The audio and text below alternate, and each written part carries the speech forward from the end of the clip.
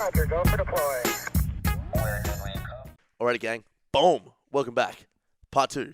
Diane McGrath takes you into the Martian land. Insane. You guys can't wait, so I'm not going to talk. I'm not going to beat around the bush here. Just going to quickly hammer through our sponsors. So, gang. Audible. Home to the widest selection of digital audiobooks, including bestsellers, new releases, exclusive, and much more. Listen anytime, anywhere.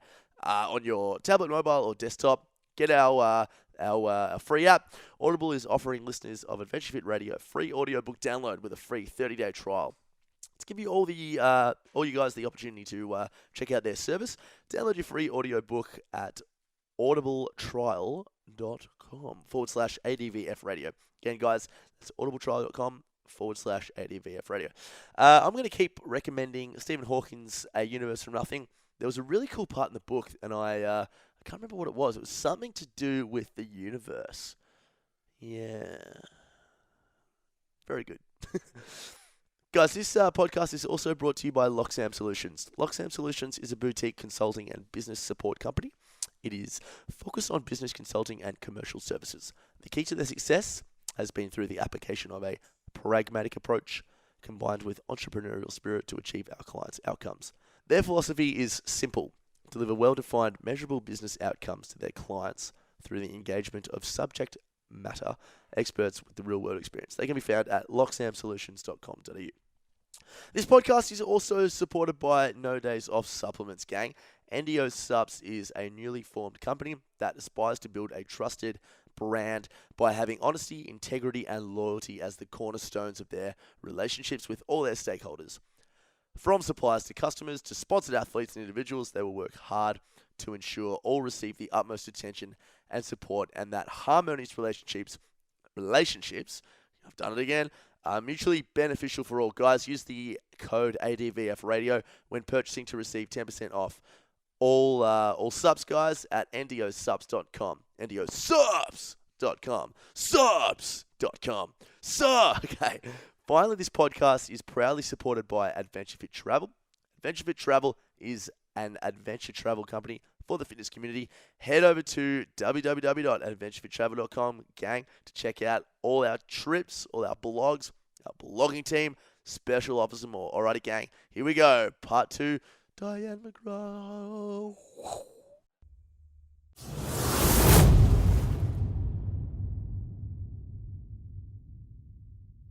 We touched on it before we had Good, the Bad, and the Science, which is the government aspect. So I think this is the most interesting thing of the whole.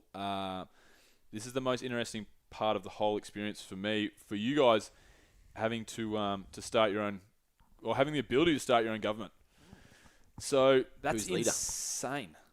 Who do you want? And do you have to have a leader? I mean, that's I some don't of think the you should stuff. have to have a leader.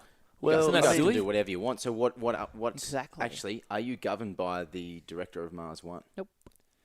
What we'll be doing during the 10 years of training is actually working out what sort of governance structures is going to work best for us, for each individual crew. So, and we'll practice those each year during our isolation training. How does it work? As this crew over here might decide, we're really hierarchical, so we're going to go with, you're going to be the leader. And others might be more of a zeitgeist sort of, movement. Others might be like, it's just completely about consensus. So there's so many different ways of decision making and structures, organisational structure that we'll be able to play with and test before we go. You need a philosopher on board. Yeah, well, It's an insane. That's the Yeah, biggest Really question. interesting. of Well, all surely there's time. only a matter of time before certain personality types start to take over. What is that that book that I'm thinking about? Surely, we're all those Lord of the kids. Flies. Yes. Yeah, Lord of the Flies. Lord yeah. of the Flies. Yep. It's Yeah. kind of like that. But I suspect, though, with the psych, the profiling that's being done, and also during the 10 years of training, that sort of behaviour, those sorts of people will come. You'll see them bubble up to the top, Yep. and I don't think that they will last long. You can't fake it So for what 10 years. what about this is the thing though, like the first 4 people that get there get to start their own governancy, then does that mean that their governancy reigns supreme? Like, I know, not, you can't say reigns supreme. No, it's a the really good 4th question. and 5th and the 5th, 6th, 7th, and 8th people that get there. I mean, it's such a huge question because if in 500 years' time there's 1 million people living on Mars, Yep. you want it to be done fucking better than the governance that's living on Earth. what we've done, because the governancy on this planet sucks. Yeah. It doesn't work. I don't know how to fix it, so obviously that's not what I'm trying to do and trying to say I know any answers, which I don't. But if for example we could take it back 2,000 years, we wouldn't set up the government system that we have We do in place things now. differently. You would think we would do As long things as you're like- adaptable, I think that's probably what you're going to That's go But for. we're too It has to entrenched. be. Yeah. You know, we're too entrenched now to wipe it all and go, okay, let's think about start the again. new best system for the planet, which is what Yeah. we would probably do if we were given the chance on Mars. Yeah. So that's why I think that for me is just And it it's could, intimidating. And but what's exciting is that this couldn't be done with a government organisation. NASA couldn't do this because they'd have to all follow the Absolutely. US systems. Same thing with Roscosmos. They have to be the Russian systems and so forth. So Mars One, a not-for-profit international, doesn't have to run by the same structures as any particular nation, which gives us the freedom to be able to determine what will work suitably for that community that's going to be growing on Mars. And your point about the evolution of a society as it gets larger, one of the things that I've heard Dr. Norbert Kraft, who's the head of the selection committee, chief medical officer, talk about is that over time as well, during the 10 years of training, they'll look to try and integrate some of those crews together to see, does your structure and your structure work? How's this work? No, that's not going to work as this team gets larger. Having this type of structure, we have to change things. So it allows us to test some of this stuff and to see how adaptable they are as communities Is the grow. process too early to form an opinion? Like, what's your opinion Yeah. on how it will? Look, and this would just be completely personal at the moment. It's too early to say, and it's going to completely depend upon the sort of team I'm in to start with. So the crew, how do people feel about decision making and things like that. So for me, I kind of expect the first crews to be pretty much, looking after each other. Yeah. So survival is the key. I think it'd be easy at the start. It's going to I be think very. it'd It's going to be easier, quite and easy. I suspect that there'll be points of time when someone obviously has an area of expertise that people will naturally defer Yeah, to someone with expertise. Like, look, I'm not the expert in IT, so I need you to give me the rundown. Yes. What's the best Yeah. choice on this? Great, but I suspect that all of these crews should be able to be open for discussion and debate and understand why. Why is that a better choice than something else? And that's the key, I think, is to be Yeah, able to have that definitely. openness. I think the first 5 or 6 or 7 however many crews come over in the first 20 years. I think that's fine. I think that's fine. It's just it's the long term thing that you have to have some sort of a discussion and idea Yeah. about, which Yep. is so mind boggling for me. It's exciting. Like, you could have such a better system and a more fair and just system and Yep. Yeah. because that's just what we don't have. I was reading a book, Why Nations Fail, which is about why nations fail, why we have poverty in Africa, why Yep. we have we're a lot better in Money the and western power. in the Western world, and it's really interesting. And I just think if it could end up being, that it's a much, I don't know, a better scenario to live on Mars under a new system in 500 years' time than the current systems that are entrenched on this planet. It's which also won't that be. different systems work with different populations. Absolutely. You've got a society on Mars that'll be a society that's the premise of its being able to continue is that everybody needs to help each other to survive. So Yep. there's an essence of this fabric of the society that's always going to be around having to help each other, because I'm not going to be able to thrive unless you thrive. Exactly. And you won't thrive unless we thrive. Exactly. So Yep. I think that will be... And that's different nowadays, isn't it? It there is. are lots of people that I don't have to rely on to survive and in other Yeah. parts of the world and stuff. And what Yeah. is the plan for the growth of the colony? over time, as in population. Yeah, like Just- with Mars One yeah. in the plans they have now. Yep. What's the Mars One has said that they don't want any of the early crews having kids at all. They'll continue to send up crews every 2 years, as I mentioned, of 4. So Yep. it will continue to grow incrementally for decades. okay? Eventually, humans will be humans, but the challenge is that it's unknown about whether it will be safe Yes. for a human to have a child. And so the concept is you could imagine that animal husbandry will be tested first. Can can an animal have successfully conceive and can it give I have birth no and idea what can animal husbandry Yeah. meant, so I was thinking, sorry animals animals having children, looking after and breeding animals. gotcha. So they've already done a number of rat tests and so forth in space, How like do rats NASA go? have. Rats can there's no problems with aspects of breeding in the way that they They'll find a actually way. can Yeah, have. never had a problem. Yeah, that's not a problem. I don't think- Well, although in saying that, I mean there are aspects of microgravity.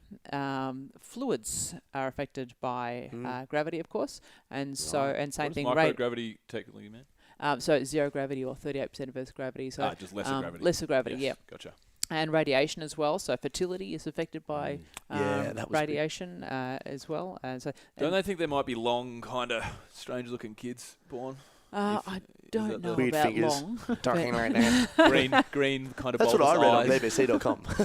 BBC.com. The challenges, I think, it will be around radiation when it comes to a child born on Mars. It'll be about protecting the mother.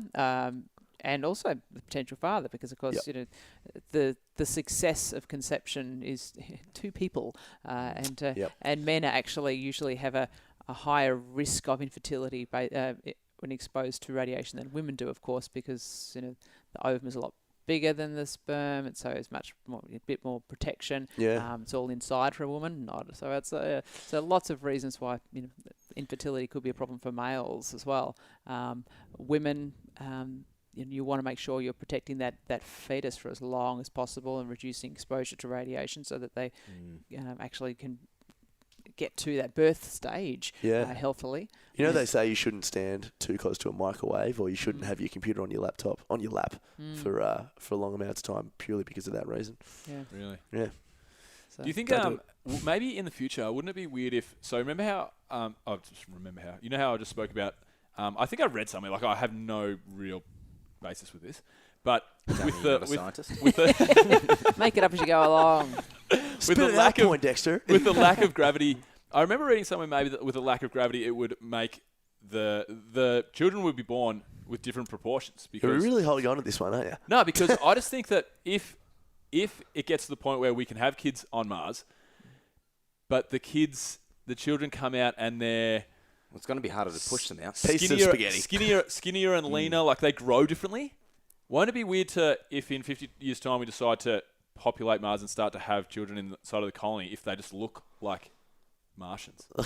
Well, they genuine will be question. Martians. Being born into zero gravity is going to have an immediate effect. That's what I mean. Well, So zero if they gravity. grow and look differently, will it be like, hey, let's populate Mars? But even though it's still humans, they'll be Martians because they live on Well, Mars. the first or whatever. person born on Mars Is will a Martian. naturally Yeah. be a Martian. That's right. But I mean, just the fact that we could be breeding a species that doesn't look like humans. But they're not going Isn't to be that weird, born don't into you think? zero That's like- gravity, I mean, are they? They're going to be born into in 38% of Earth's gravity. So there will be Which is the third gravity. gravity. So, yeah. There will be gravity.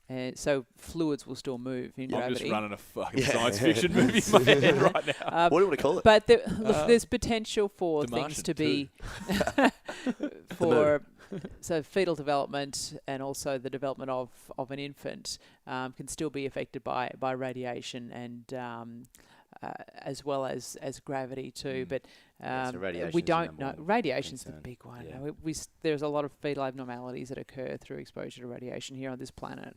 So it's But you're also talking a long time away, So it's every 2 years, four new people come up, and you're going to sideline a mum for years. So you really want to make sure that everyone's established before you remove For sure. some influential person Yeah. that's there that is the key for the setup. So I mean, and look, honestly, we don't know what's going to happen. Mm. We can. A lot of the things I've been talking about are just from research that's been done by NASA and other scientists about what happens during pregnancy when exposed to radiation or lesser gravity or similar sorts of risks. So we have no idea because no one's been to Mars yet. Exactly. That's part of the We fun, are really. human experiments. Just Snapchat us when you're up there. Yeah. Okay. I will. Have a look at this kid we just had. It's got 3 eyes. What about in the future? Are you going to be able to harness the natural resources of Mars to keep building the colony rather than sending stuff up from? Because I know that on the International Space Station there's a 3D printer. I don't know how 3D Yes. printers work, but is that the plan? Are you going to be able to use natural resources in Mars to continue to build Definitely. the resources over there? Yeah, the concept is for the community to become as self-sufficient as possible, as quickly as possible. Yes. So you're not reliant on Earth. I Yeah. mean, to be a sustainable community, You you be can't relying keep on sending stuff up. That's not going to work. So the concept is for a number of years to continue to send up supplies, as in like landing modules that will become the living quarters and that, but eventually start to build them using regoliths, so that the rocks on Mars, there's plenty of rock on Mars. It's not too difficult.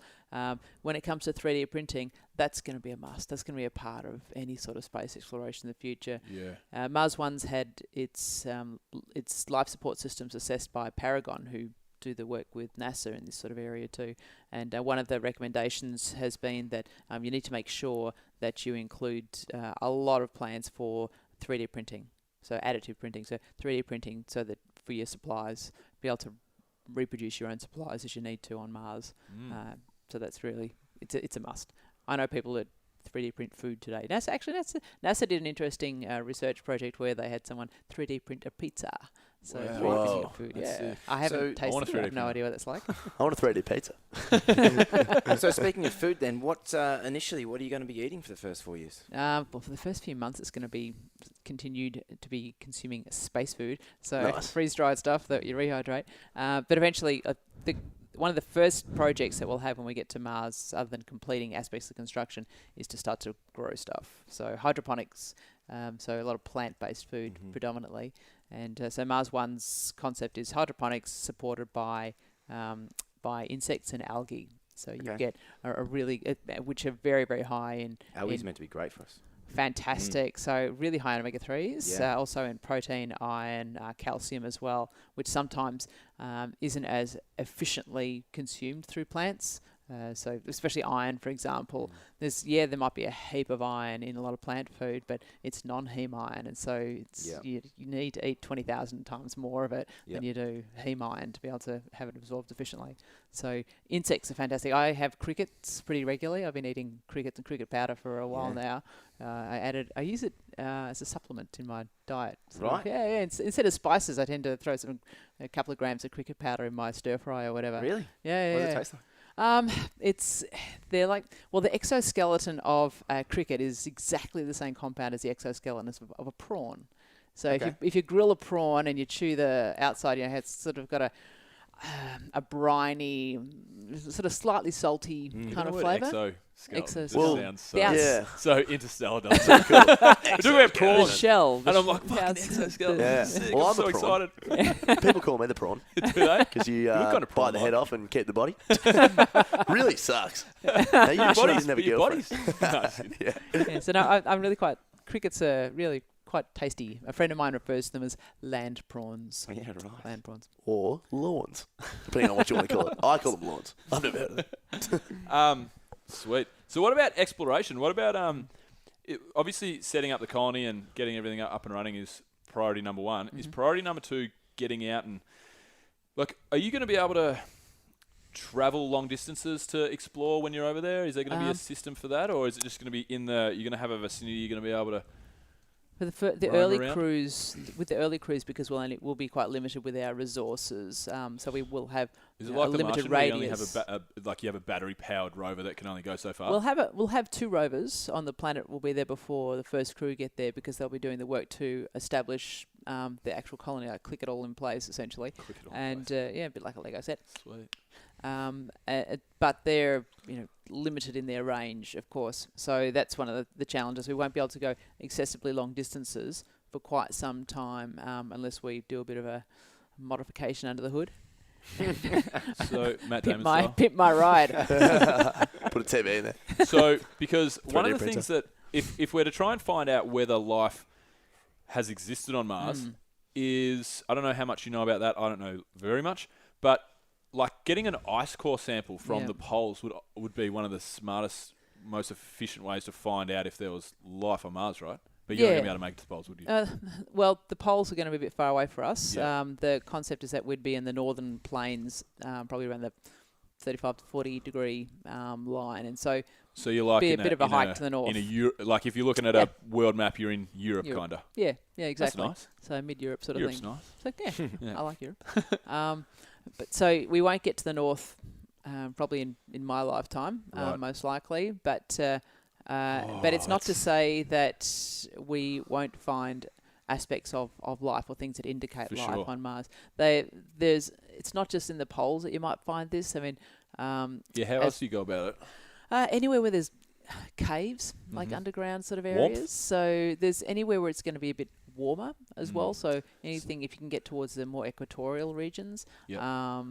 So if you're looking at different, I suppose, elevations as well. So places that are a little bit lower. So this is for warmth. This is for life right now as we speak, microbial Yeah, life. potentially, yeah, microbial life, which is it's possible. It's For sure. theorized. I don't expect to find little green men, but I do think there's the potential for some sort of microbial life form on Mars. Ooh, that would be cool. That would be amazing. I know. That And would be one of the amazing. things we'll be trained on during the 10 years is exobiology, which is the study of extraterrestrial life. Wow. That's That so is good. that is Don't so you wish I had that when you're at school? Oh, Yeah, I don't think listen to what you just said. That was insane. I Maths, learned about physics, parabolas. exobiology. It sucked. I don't think people would take into account. See, people think of aliens and extraterrestrial life as in, ET. Mm. People think of ET, the little green man. That's what they think of when they think of aliens and Yep. is there life out there? But they don't think of microbial life like Mm. fungus that might be growing Yeah. on a rocky Mars. But that's Yeah. just as important. That is. You know, What you Absolutely. would think of? That's what I What's- think of. Yeah. When No, I'm people talking would about know. this general. I'm talking about like Yeah. the general population. Yeah. If Well, it's just it's they such think a of the big Hollywood version of an alien. Yeah, As that's opposed to right. anything alien is just not from the Earth. Yeah, Yes, that's yeah, right. yeah. 'Cause And I how think- cool would it be to validate that by finding this sort of stuff on Mars? How ignorant would it be to assume that we're the only people out here? If there's on the next planet, there's something living. And there's Yeah. trillions and trillions of galaxies. There's It's definitely ridiculous. another Tom Ahern out there, just on the podcast radio, the Booper version. singing a song. Yeah, because I think that'll be the most important breakthrough for humanity is showing that we're not. I think it would break a lot of borders and religious borders. Most definitely. I think it becomes us as humans rather than us as Catholics, or Yep. I'm not religious, but like Catholics or atheists or Australians and Kiwis. Yep, But- Myanmarians. I think it'll be so huge, but I think with the microbial life thing, it won't kick in for people. People want to see ET before. But they're that's like, I "That's think the it." microbial life aspect will be such a huge and significant step. I mean, For we used sure. to think that the universe or the sun revolved around the Earth, Mm. and then the Earth was eventually flat. someone realized, it's the other way. It goes the other way around. So we continually put ourselves in the middle and everything else around us, and just to be able to change it, to go, actually, there are other things out there. It's not just us. That's There so are- true. Do you Yeah. know Things that that there are was a really good quote that I heard the other day, and this was talking about the there's the theory, I forget what it's called, but the where are they theory. Why haven't they called it? It's the Tom Ahern theory. I forget what it's called. But it's basically talking about the fact that if there is life out there, how come we don't know about it? How come we haven't been contacted? How come we can't this and that? And that's such a crock of shit because it's pretty fucking hard to space travel. But the biggest thing was everybody thinks about the fact that we haven't found any life in the 500 planets that we have been able to assess, because they can assess through the gases and the makeup of the planet Yeah. if there's probably been life on that Yeah, planet. yeah. And they've been able to do that with 500 planets now. So they say we haven't found life on 500 planets. Well, we have. We're 1 out of 500. So people think of it as 0 out of 500, and there's billions and billions of galaxies with billions and billions of planets, zillions and trillions and whatever. But people look at it the wrong way because they're looking at, we've seen 500 planets and there's nothing else out there. But it's 1 in 500. And the unchecked rest of the universe is 60 trillion billion, Yeah. never-ending amount of. It's funny. It's cool. Like, It's a good way to look at it. yeah, I think another cool way to look. I think that's a really good way to look at things. Like, atheists aren't really that different from religious people. They just believe in one less God than most of the other people do. Yeah, Same sort of thing. that's right. But it's amazing to think like how we can identify whether there could be life on other planets just based on gases and stuff like Yeah. you said. Do you know who the first Just person no was to idea. figure that out? To see that? Isaac Newton, when he looked in that little spectrum of light coming through in a cylinder, in a prism, and the all of the bands of light, came through, and there was colours of the rainbow. Yep. But they can now identify the gases that come through our Earth, or the gases that make up our Earth based on the amount of light that comes through, and the ones that are similar to Earth out there are the ones that maybe have potential for life. And I think one of Jupiter's moons, what's the name of it? Europa? Europa. Europa. It's got the frozen. Yeah, I think that was oceans. something to do with that. Yeah, the frozen oceans. Yeah, that's right. Yeah, potential for life. It's amazing, isn't it? See, that's another one in our solar system that you know. The other could thing also I be don't out there. understand about like life on other planets is why do we think I'm not a scientist, but why do we think that life can only exist in the Goldilocks zone because that's where we exist? Yeah, exactly. Surely there's types of life that is made up with different structures of atoms. Yeah. And Of different, course. Like, it's so silly to me. Yeah. I think like surely there's got to be stuff out there that doesn't exist under the parameters that we exist. Yeah. But we continue to anthropomorphize everything, Yeah. don't we? It's like we relate to things that we can see ourselves in Biggest much more words been used closely on the than. podcast so far. Yeah. Well done, Diane. It's- Anthropomorphism. You're right though. I mean, like there are like certain organisms and stuff that literally die during the winter months and then are reborn. So we can't do that, but they're on the Earth and they can do that. So why can't something like that happen out there? And it's even just that the plant and animal world that we have a lot more contact with. We have a stronger, I suppose, connection with the animal world because why? Because they bleat or they talk or they communicate in ways that we can understand, and yet the plant world does that too. You know, the plant world's living, and yet we're quite happy to stick them in pots as opposed to something in a pen. Yeah. We're quite happy to pull them out before they've lived their life. And yet we talk about, no, you can't do that to an animal. Don't put that animal down. So what gives us the right to end the life of Definitely. something else? Anyway. I think was it Mac? Did you link me or was it Bill? One of you guys. Oh, about the plants that have feelings? Plants have feelings. That was me. You guys Yeah. laughed at me. No, did we? No, was they that? are. Bullshit, They that was do. me. No, I Scientific. told you how I was doing it after a DMT thing. Oh no, no. I But linked that to Tommy last week. Yeah, he linked me an actual 'Cause me and- article me where and Jill were science. talking about it. Yeah, science I don't remember discovered giving a that shit about it plants have because feelings. I'm with Yeah, that right. to some I degree. think I agree with that. Yeah, I definitely agree with Because it's another whole ridiculous conversation that we could try and have. Yeah. But Plants, it's like you know, consciousness. have Like, energy why is and- consciousness inside of like our brain? Yeah. Is our brain? Do we know for a fact that our brain is what creates consciousness? And how did it get there? Why is it there? Why does it leave? If plants are a living thing, what's to say that they don't have a different? Yep. They know definitely they're being communicate with eaten. each other. Yeah. They do. Yeah, absolutely. And if a plant, And learn. if there's a predator on some certain plants, they release pheromones that will put that predator off. Exactly. Like they know how to, stick up for themselves and stay alive. So what were you talking about when you had? I was just saying that, yeah, plants. Oh, we gave you shit because we gave you shit, but yeah. Maybe I it don't wasn't like on the looking at podcast. Maybe we were just talking. But yeah, definitely. Plants. I'm just going to repeat everything Diane said. Yeah, they communicate and they have feelings and yeah. Avatar They style. learn. They Absolutely. can see things just differently to how we see things. Like there's evidence that plants, when they're laying down their roots, a root will start to move around a rock before it even touches the rock. It's like, oh, there's a rock there. I better go around that. So just because it hasn't got eyes doesn't mean it can't see or sense things. Is anyone keen to eat a salad right now? I'm definitely not. Please don't eat me. That was the biggest ET voice too. So we moved a little bit away from space, but it's Yeah. still That's good. it's all part of. I that's guess all the good it's stuff. we're all connected.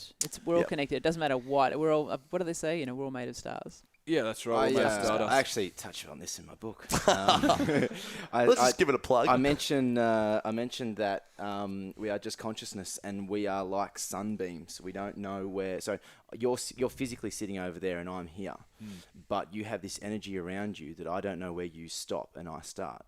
And we are sunbeams, just like meeting other sunbeams, and just like a wave in the ocean doesn't. There is no start and stop to that wave because it's forever going.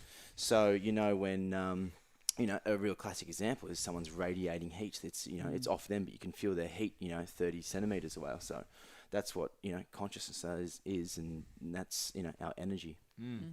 Definitely. What do you think about what do you think about terraforming Mars? All this talk that Elon Musk. Obviously, if you guys are over there, Elon Musk probably can't nuke the poles, but I hope not. but obviously it's a very fantastical idea. I don't know if that's a word, but to terraform Mars. There's a lot of guys that believe that's the future of mankind, that we have to terraform Mars. obviously Mars 1's just a step to just have a colony on Mars without terraforming it. I'm not going to pretend that I know how long it would take to terraform Mars. I know that there's ways that we can do it. Yep. What's your thoughts on the future of living on Mars? For listeners, can you just define? Terraform? Yep. Terraform means turning Mars from an uninhabitable planet the way that it naturally is to a habitable planet. Okay. And we can put the changes in place to make that happen. And So, the like, key- what Dubai's done to the desert? Well, it's the key areas of terraforming. I'll just touch on that before I discuss the why the pros and cons and what Mars One's position is on this. To terraform Mars would be to make it habitable means to ensure that we could breathe the air. At the moment, the air on atmosphere. Mars is pretty much all carbon dioxide, tiny bit of oxygen, nitrogen, argon, etc., but about 95% carbon dioxide. So it's toxic to us. Other is obviously water. So it's frozen in the soil, but it's there. So the concept is if you heated the planet up a bit more, would water become running again? And Mars has gone through. It's in essentially like an ice age at the moment. It's gone through its hot and cold periods. It's had movements of its axial tilt of about 40 degrees in the last couple of million years. And so what that means is it's moved so that there's a lot more sun. In the past, there's been more sun on more parts of the planet. So it's actually been a lot warmer in the past. So the idea of having had liquid water on Mars in millennia, billions of years ago, not out of this concept at all, or out of this world. Yes. Well, there's all the formations in the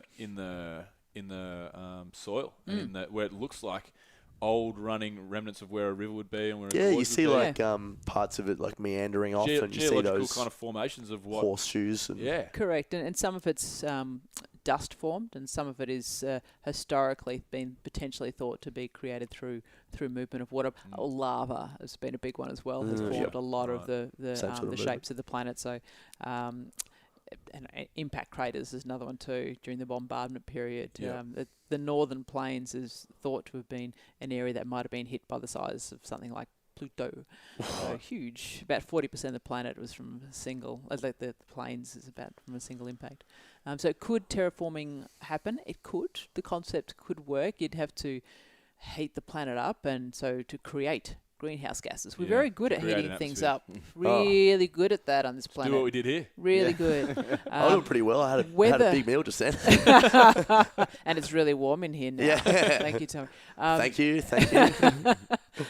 Could we do it in a way that is controlled? I think we find that very challenging to do on our own planet. That's what I mean. That's the question I wanted to have, because everyone's talking about for humanity to survive forever, what we're doing with this planet, we have to terraform Mars. It's like, hang on a fucking second. We're not going to eradicate, whatever we do with this planet, we're not going to eradicate every single human. If we have the ability to terraform Mars, why don't we just fix up Earth? Yeah. That's a big question. I think that it would be a challenge for us, and maybe a lot of hubris or pride, to think that we can go and just, we can't quite get it right here. Let's go to this fixer-upper of a planet. Yeah. Should be right. We Yep. can just tweak a few dials and should be perfect. We'll live there forever and ever, amen, and we'll be fine. I think it's pretty, big of us, tiny little ants that we sure. are in the universe, to think we could do that. Agreed. I think we could. I think we'll terraform Mars, though, You know? in the future. Well, you just think of like what people thought, like that physics of the impossible book I was talking about. What you think people thought was impossible 500 years ago and what we're doing now. Oh, Imagine if we're around in 5,000 years. We'll have it won't, just with science. yeah. That's what I'm going to say. Just with science. Just for science. But with, what did he say? Science the shit out of it. yeah. Yeah. Science it up, yo. Shit out of it. Shit out of Well, you can But, imagine 30 years ago, someone looking at an iPhone. That's right. Yeah. That's what I mean. 80 years ago telling them that we're going to A, the moon, Yeah. and B, now Mars. Yeah. So Definitely. I think we'll probably do it. But, yeah, cool. Do you want to throw to some segmentation? For sure. All right. Did you know is a little bit of a game. I'll ask a question. It's like kind of like a little fact thing, and you have to sort of guess. So I'll give you 3 possible answers, and you have to guess where it came from. Okay, I'll give you an example. Where did the handshake come from? Okay, was it A, B, or C? The handshake actually came from showing your right hand to show that you were trustworthy because you didn't have a gun behind you. Okay, simple. Where did the military salute come from? A, holding heavily armoured guns above one's head when trench walking. B, Nazi Germany, derived from the Hitler greeting or Nazi salute. We've spoken a lot about Hitler on this.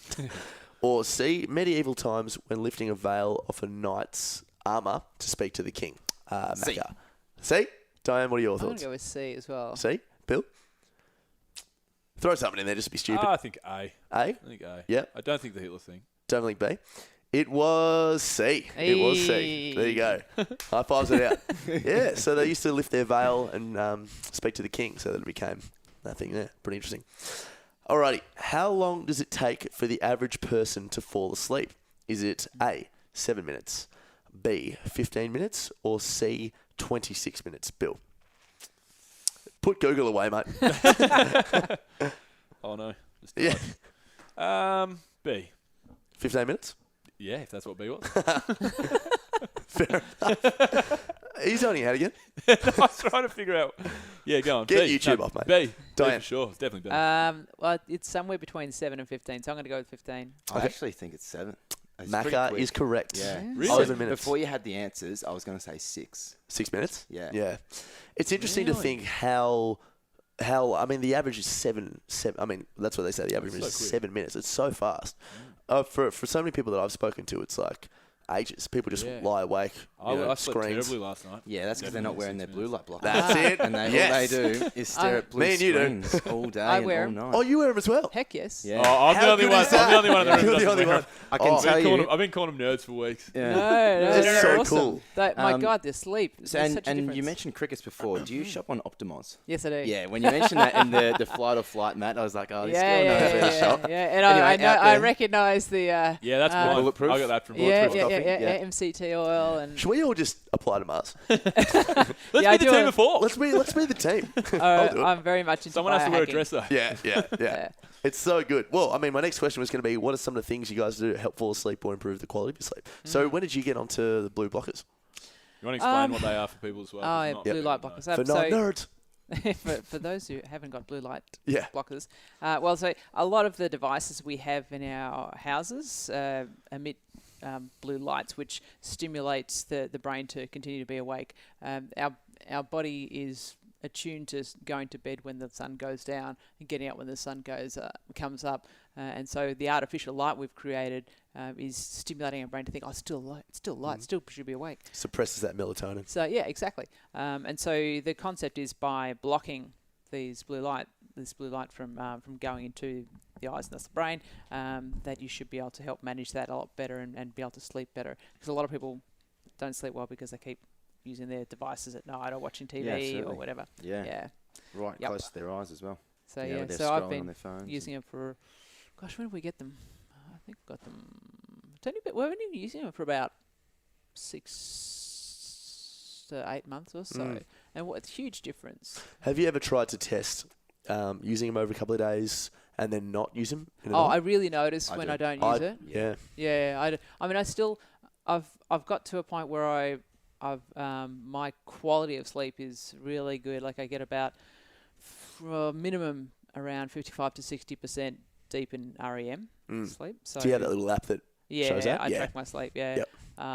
And my sleep efficiency is usually up around 90%. Excellent. But it's because I do a lot of this. Yep. So. But they're the things you have to put in place. I mean, Yeah. we've gone to the extreme and making our life the way it is now, and we're primitive beings, really. And yet we have to go to the other extreme to make sure we still get that quality of sleep. Yeah. Yeah. And we're mammals. We when are. It comes down to it as well. I mean, we air condition our lives so much that we don't get exposed to the extremes of temperature that our bodies used to always adapt to, because we naturally used to face extreme heat, extreme cold in the different environments we've lived in. And so, it means that we don't respond to some of those stresses very well, the physical stresses or emotional stresses. So hot, cold thermogenesis and things like that are fantastic ways of guess, re-triggering some of that and improve sleep quality too. You sound like you know how to biohack your body. I Have you do a bit of that. Yeah, I love it. Do you take smart drugs? I do take some nootropics. Yeah, which ones? Actually, I love, I'm playing around with a few different ones. Ashwagandha is fantastic to help you sleep too, if you're Right, really into I've never had that. Yeah, if you're into some of the sort of botanicals, so the really get into some of the adaptogens. Yep. they're natural as well. They're from roots and herbs and so forth. And dealing with things such as you mentioned before, talking about stress and anxiety. I mean, adaptogens are fantastic for helping manage some of that as well. So rhodiola has got a lot of scientific evidence for help reduce stress responses, similar to the way that some antidepressants do. So, so if you do wish to take some sort of medication for things or need to, because some people do require that, there are some other options out there. But I'm not a doctor. Yeah. But if anyone about smart drugs, if you've seen that movie Limitless, where he takes a Fantastic pill and movie. it just sort of accesses more of his brain. So I try and biohack a fair bit. Nootropics, the blue light blockers, meditation, the fight or flight sleep mat. Yep. Have you got one of those? Tried it, yeah. Didn't really work for me. Like, it worked. I probably didn't do it for long enough. It was good. I just sort of figure I can fall asleep all right without it now. Yeah. I do meditation without it now. Can you explain what nootropics are? Are they just a drug? Are they that? Yeah. Nootropics are for usually- brain function, right? Yeah, it's Yeah. right. It's to optimize your brain function. Oh, right, okay. Yep. Sort of like your brain octane oil over there, your bulletproof, your MTC oil. Well, stuff that's like just that. MTC Yes. oil, but nootropics are like a on it what Joe Rogan talks about, like a concoction of different substances. To Yeah. But how much of this is placebo effect, do you think? Oh, well, how much of anything? You know, Yeah. I guess if it works, it works. If it but the works, amount it of people that go, oh, yeah, I'm taking this But krill some oil things and I'm do like, and some joint. things. You know? Oh, Oh, listen, oh. the nootropics I've taken, they're not wonder drugs. But No. if I need to concentrate, you know how some days, even caffeine can affect you differently. Some days caffeine, depending on the type of bean it is, can give you a brain fog. Other caffeines can make you sweat. Some caffeines can make you really anxious. Some days you're just staring at a computer and you're like, man, I've got to do work, but I just can't think clearly. Just on those days, if you just, you sample around with them, they'll just keep you alert. The ones I have is mainly for productivity. If I have a big day ahead of me, I need to be on it. Then I'll just be switched on for 5 hours rather than always having coffee, because that affects me in different ways. and the other thing is placebos. If it's a placebo and it works, it works. Yeah. If the placebo is exactly. brought on the positive effects, like the on it with their nootropics, forget what they're called, but they're just for straight brain function. They've done like double-blind, placebo-controlled studies or whatever. So they're supposed to work, but if it is just the placebo that gets your brain to function a little faster, and you're just slightly more switched on because you think you're going to be slightly more switched on, Yeah, absolutely. then whatever. It's the classic Space Jam scenario, isn't it? Drinking that water. That steroid water. Yes. Really is just water. I was like, yeah, the classic Space Jam. Yeah. Yeah, we're with you. Keep us going. course. yes. We're all on the same page, though. We know what I'm talking about now. Oh, yeah, now we do. Yeah. Sweet. Excellent. So, do you need a... Yeah, cool. Should we do 9 from 9? Do you need a... You got to make a... You got to get I've off got to and go be to a done? telecon at 3. At Yeah, 3. sweet. In And about you're done. 2 done. minutes. Yeah, okay. Cool. 9 from 9. Let's do it. All right. So, we've got 9 from 9 is our last thing that we finish off with, Diane. It's 9 questions in 9 minutes. Now it's going to be 9 questions in 2 minutes. I'll try and be short with my answers. Max starts off. My first one is, tell us about your morning ritual. My morning ritual. First thing I do at the moment, I'm house sitting a house with 2 cats. So the first thing I do is feed the cats. Get Nice. up, put the kettle on, feed the cats. Wait till it cools down a little bit, and then make my my coffee with an AeroPress. So you've got to wait till it's the right temperature. Yes. And then go to the gym, Great. work out, Work out. and then eat. Yep. If you have... See, this is going to be very related to you. If you have $500 left, what do you spend it on? $500 food probably. Yeah, food. Food is usually the main thing. Food. It's what connects us all, and it's what we all enjoy and share. And when it comes to life in another planet or in another country, what are the things you're going to remember? Those times you shared a fantastic meal or a coffee with someone, or experiential, do something experiential with other people, usually revolving food. Which leads me into my last question is, if you had one day left in the world, how would you spend it? With people that matter to me, eating food that I enjoy, and being outdoors. Something I'll never be able to do again if I get to go to Mars. Yeah. Feel That the is- sun I- on my skin and yeah. the wind in my hair. Sorry to cut you off. I just, for whatever reason, really hit me that is a genuine possibility for you, isn't it? Wow. I hope so. Yeah. Wow. It's amazing. Alrighty, so favourite travel destination you've ever been to? It can be any small, big. Oh my goodness. Mars. Golly. Oh, yeah. Travel destination Mars. Favorite. That's really tough. I've been to a lot of places. What's a good one?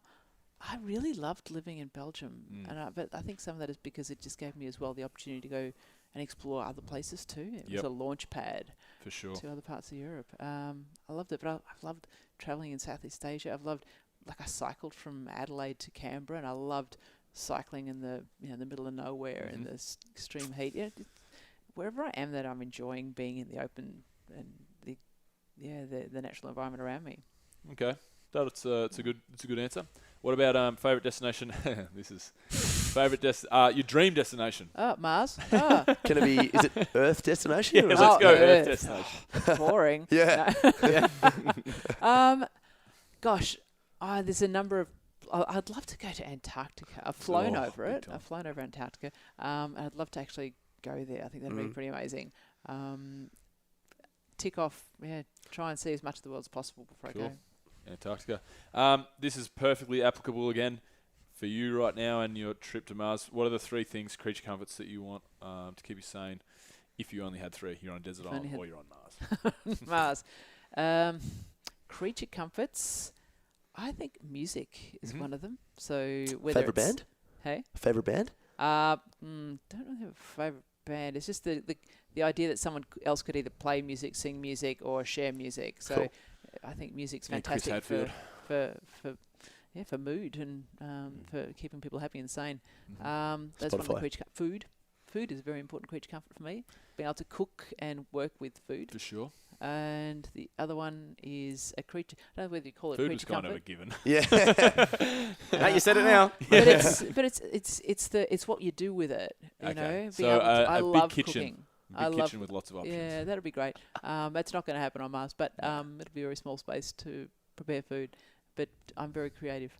And I think the final thing would be games, like exercise and games and fun and Chess. fitness. Yeah. chess, yes. Solitaire. So it really sounds to me like you need Spotify, a kitchen, and a Wii. That's awesome. All good. Done. All the things that you could put into a little, Yeah. module and send to Mars. I like it. All right. Who was your favourite role model growing up as a kid? Wonder Woman. Wonder Woman. I used to read comics when I was a little kid, and Oh, actually I same. collected comics until only probably about a decade ago. DC or Marvel? Both. Actually, I had DC and Marvel. Cool. But when I was a little girl, I used to pretend to be Wonder Woman. Yep. I Have you used to seen the new Batman vs Superman? I have not yet. Oh, I would like you're in for a to. surprise. Oh, You're in for a have I? surprise. Not going to give anything away, but But he dies, doesn't he? everyone does. Everyone dies. It's Wonder terrible. Woman's in it. Don't go What? see it. Now, my second question was, if you could invite 3 people to dinner, dead or alive, who would they be and why? My mum. Yep. My partner. And who else? A comedian. Any comedian who makes me laugh. I like to laugh. Mm. You know, life's too short. Have fun. Enjoy it. Yeah. Do you have a favourite comedian? Our favourite comedian? Yep. I've seen a few. I'm quite lucky. I've been to a couple of shows at the Comedy Festival already here. I went to Hannah Gadsby the other night, who was hilarious, and Tegan Higginbotham as well, who was also very, very funny. And one of the Mars One candidates, one of the other Australians, Josh Richards, is a comedian. Really? Oh, right. Yeah, Is he at the Comedy funny Festival? guy. No, he did a show here in Melbourne. Oh, I just listened to before. a podcast he just did on the ABC. Oh, I did listened you? to the ABC podcast Fantastic. about Richard Fine, Possibly so. not Fine. Anyway, Yeah. So Josh is a comedian, very funny guy, Yeah, and he's he's good. been running this show called Cosmic Nomad, which is, I think it's in Brisbane at the moment. I can't remember, but it's just about to leave these shores and go overseas. All right. And final question, what do you like to do in your downtime or In my spare time? downtime, I like to learn. Cool. I continually research whatever interests me, whether it's how to biohack better, more about space science, a lot about what my body can and can't do, and if it can't do it, why not? So I'm going to make it. Yep. And my PhD. So, my PhD is in environmental engineering and food waste, and so this is a really important issue for this planet around greenhouse gases. So, and that's what I'm trying to do, work on that and make a change there.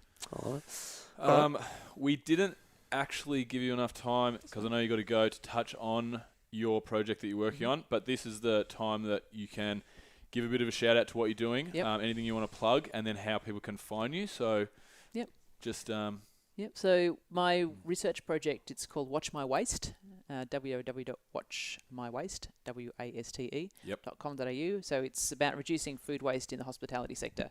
We've all been to many restaurants and pubs where they give you a schnitzel the size of your head that you're never going to finish, that can feed a family of 3.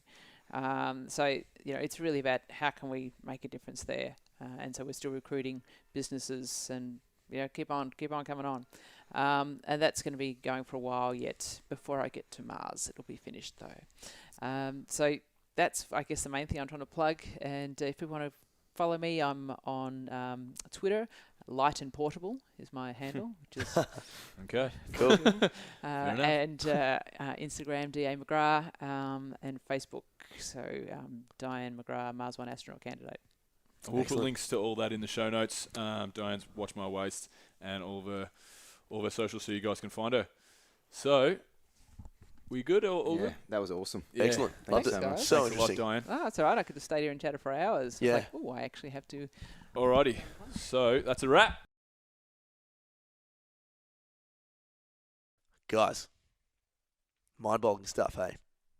How good was that? I've listened to that about 5 times now. It was insane. I'm actually getting a little bit excited here, just talking. I really hope you guys enjoyed that one, guys. You can listen to all that stuff again and all our other podcasts at adventurefittravel.com. You can jump on the podcast tab. Keep up to date with our social media, guys. We'll bring you snippets and videos from the show, including the tribute done by yours truly. Jeez, it was a good tribute. What else? Oh, yes, the sponsors. So, Audible, guys. Audible's really been getting around us, guys. They're really good. Jump on to audio trial. Audio. Why am I always doing this? audibletrial.com/ADVF radio, guys. So that's to download your free 30-day trial and to give you a free download with a book there, gang. Awesome. Loxam Solutions. Jump onto loxamsolutions.com. They'll really help you out with your business support. No days off supplements, gang. Get into ndosubs.com. Use the code ADVF radio to receive 10% off. And Adventure for Travel, guys. I cannot stress enough how fun it's going to be going to the US, going to Everest, going to Bali. So jump on board, team. Look us up. We're all over the place. And we're pretty cool. Alrighty, gang. Until next time, I'm out. Discovery Roger, go for deploy.